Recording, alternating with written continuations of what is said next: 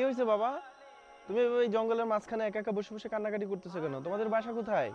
কেন কান্না করতেছো? আমাকে বলো।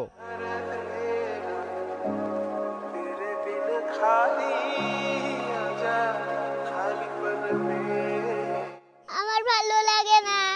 ওরে মা, ভাই বোন সবাই না খেয়ে আছে। আমার আব্বা 4-5 দিন ঘরে চাল কিনে দেয় না। আমার আব্বা মোবাইলে জুয়া খেলে সব হারাই ফেলছে। দুঃখে জঙ্গলে এসে কান্না করতেছে। জুয়া খেলে সব হারাই ফেলে টাকা।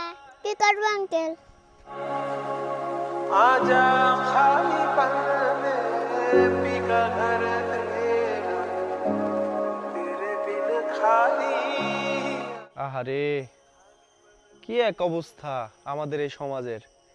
আমরা সারাদিন কাজ করে 400-500 টাকা বেতন পাই, অথচ এই বেতন নিয়ে বাসায় 6-7 কিনে নিয়ে না আসে আমরা মোবাইলের মধ্যে আসলে ক্যাসিনো খেলি, এই টাকা ওখানে ঢুকে।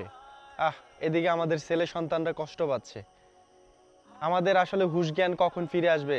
যারা এই ক্যাসিনোতে আসক্ত আছেন, অন্তত নিজের ফ্যামিলির দিকে তাকায়া, বাচ্চাদের দিকে তাকায়া এই ক্যাসিনো থেকে আপনারা সরে আসেন।